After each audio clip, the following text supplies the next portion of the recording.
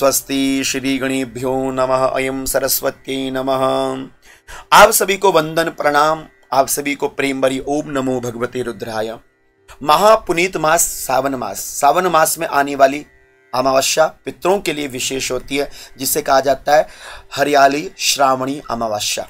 केवल इन दो कार्यों करने से अवश्य में पितृ कृपा हमारे पर अद्भुत और अमिट रूप से होती है। और जब आती है बात पितरों की मुक्ति की कामना के लिए, तो महादेव से बढ़कर कौन मुक्ति का आश्रय हो सकता है।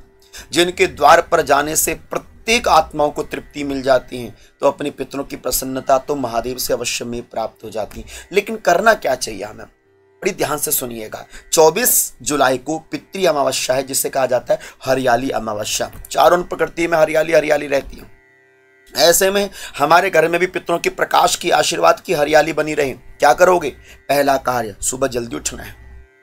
एक लोटे में दूध, थोड़ा सा उसमें तिल, गंगा जल आपने डाल लेना है, और एक मिट्टी का दिया तिल के तेल का आपने बना लेना है।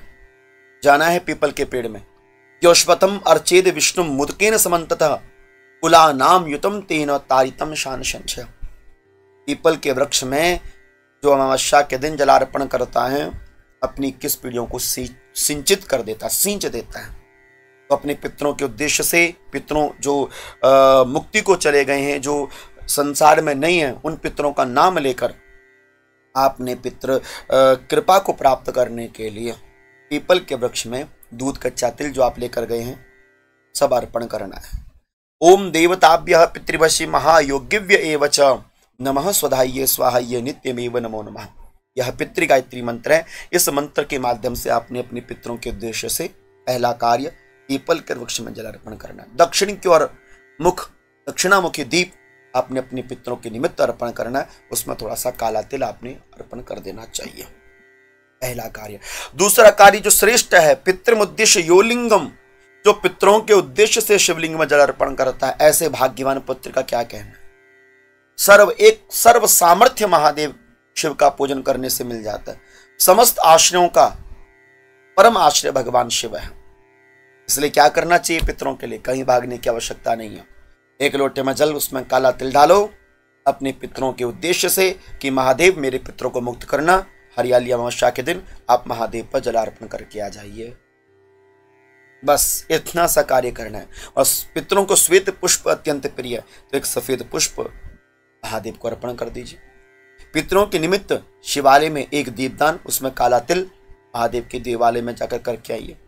बैठिए थोड़ी देर और महादेव के निकट बैठकर पितृ गायत्री का जप कीजिए। ओम देवताभ्यः पितृवश्य महायोगिव्य एव च नमः स्वधाये स्वाहाये नित्यमेव नमो नमः। इतना कहते हुए महादेव से प्रार्थना करो कि बाबा आप सर्वशक्ति संपन्न हैं, आप हमारे पितरों को मोक्ष देने वाले बने। सच मानो, जो कार्य किसी द्वार से नहीं बनते वो भोले के द्वार से बन जाते हैं। तो अपने पितरों के उद्देश्य से अवश्य में यह कार्य सिद्ध करना। हरियाली अमावस्या के दिन हरियाली अर्थात कि हरी चीजों का दान करना, और साथ के साथ गाय माता को गौग्रास के रूप में देने का प्रयास करना। कुछ गौग्रास हो या कुछ हरा चारा गौ माता को जरूर अपने बच्चों के हाथों से, अपने हाथों से हरियाली अमावस्या के दिन देने का प्रयास करना चाहिए।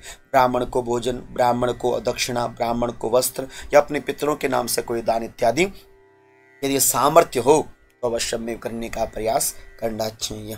आशा करता हूं कि छोटा सा कार्य, बड़ा प्यारा सा कार्य अपने पितरों के निमित्त जरूर कीजिएगा। जिस घर के पितृ प्रसन्न है वहां के देव प्रसन्न है, और जहां के देव प्रसन्न है देवादिदेव महादेव उस घर को सदैव अपना आशीर्वाद देते रहते हैं। आशा करता हूं कि यह कार्य प्रत्येक पितृ पुत्र भक्त अवश्य में अपनी ओर से करने का प्रयास करेगा। आप सभी को वंदन प्रणाम। ओम नमो भगवते रुद्राय। ओम नमो भगवते रुद्राय।